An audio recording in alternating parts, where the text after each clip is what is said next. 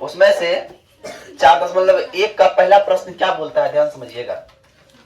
एक नोटबुक की कीमत, ध्यान समझिए, एक नोटबुक की कीमत एक कलम के कीमत की कितनी है, दोगुनी है। कितनी है?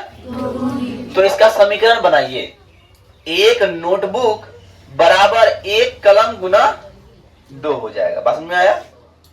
मान लीजिए आपके पास क्या है, एक किताब है, एक किताब का कीमत 2 कलम की कीमत के बराबर है। फॉर एग्जाम्पल एक किताब खरीदे हम 20 रुपया में और 2 कलम खरीदे 10 करके 20 रुपया में। कोई दिक्कत? अब हमको मानने में बोल दिया है कि नोटबुक की कीमत कितना है भैया, x मान लेते हैं, और कलम की कीमत y मान लेते हैं। प्रश्न बोलता है कि नोटबुक की कीमत बराबर है 2 गुना कलम की कीमत। कोई दिक्कत? क्या हो गया, x बराबर 2y। भैया x का x रह गया, ये प्लस में जाएगा माइनस में आएगा, बराबर 0। यही समीकरण बनाने में बोल रहा था, बस इतना ही था। कोई दिक्कत? अब बताते हैं दूसरा में, जब देखिए क्या बोल रहा है, बोल रहा है निम्न रैखिक समीकरणों को ax plus by plus c के रूप में व्यक्त कीजिए। क्या हुआ है, पहले हम लोग व्यक्त कर लेंगे, और प्रत्येक स्थिति में a b और c का मान ज्ञात कीजिए। तो भैया यहाँ देखिए क्या है, ax प्लस by बराबर c है, इधर माइनस c जाएगा। हो गया, ये लग रहा समीकरण की तरह। अब बताते हैं हम कि x का पड़ोसी a होता है, y का पड़ोसी और जो अकेले हो कोई दिक्कत? भैया x के बगल में कौन था, तो मतलब a बराबर, y के बगल में कौन था और अकेले कौन था, माइनस था, ठीक है ना? कोई दिक्कत? अब देखिए x के बगल में 1। अब बताइए यहाँ पे तुम लोग एक चीज कंफ्यूजन आया हुआ कि 5/1 y बट्टा 5, इसका मतलब 1/5 y है कि ना? ध्यान समझो, y बट्टा 5 मतलब 1/5 y है क्या ना? इसका मतलब ये है कि x के बगल में 1 था तो y के बगल में 1/5 था, तो माइनस माइनस 1/5 हो गया। कोई दिक्कत? और अकेले कौन है, 10। कोई दिक्कत? अब आते हैं, ध्यान दीजिए, x के बगल में जो है, इसको पहले x कर दिए, करे ना, x के बगल में क्या है, 2 है, लेकिन 2 नहीं है सर, -2 है। y के बगल में कौन है और c कौन है? अब ध्यान दीजिए, इसको इधर लाते हैं तो x हो गया। तो x के बगल में कोई तो दिख नहीं रहा है, और जब कोई नहीं हो इसका मतलब क्या है, क्या है, a बराबर। अब y के बगल में कौन दिख रहा है, -3, और c तो है ही नहीं। जब c है ही नहीं तो c का मतलब क्या होगा, 0। मैथमेटिक्स क्या बोलता है, हमारे पास कुछ नहीं है, हम है ये नहीं है, इसका मतलब क्या है, 0 तो है, समझे? झोला खाली है, मतलब झोला में कितना रुपया रखा हुआ है ना, न रखा हुआ है। अब 2x बराबर -5y, उसको ई पार लाएंगे तो 2x बराबर 2x प्लस 5y बराबर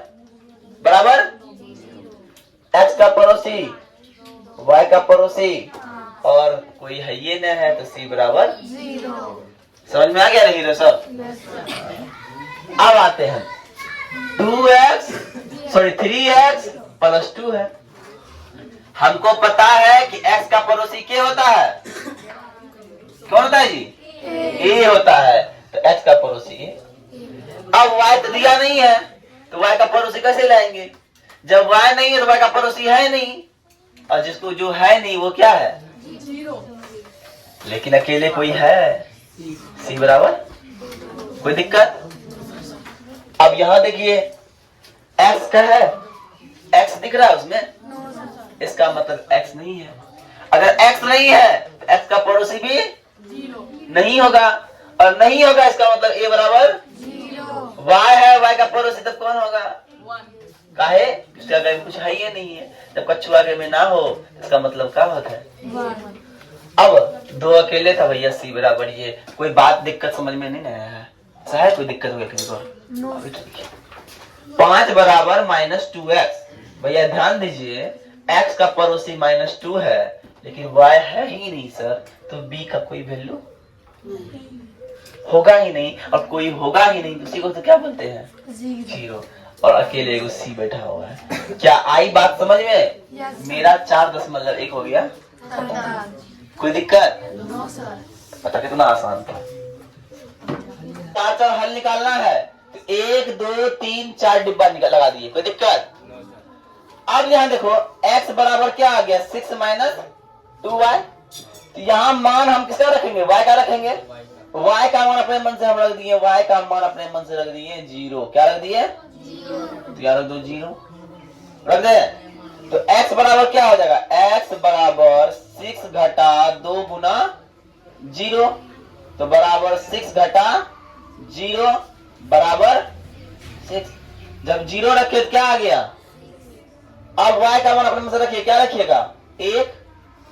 तो x बराबर 6 घटा 2 गुना 1 और 6 घटा 2 और बराबर 4।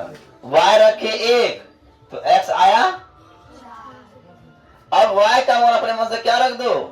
2 रख दो। x बराबर 6 घटा 2 गुना 2 और 6 घटा 4 बराबर क्या आ गया? मतलब y का मान रखे 2 तो x का मान क्या आ गया? अब ध्यान दो, y का मान अपने मन से क्या रख दो? 3 रख दो।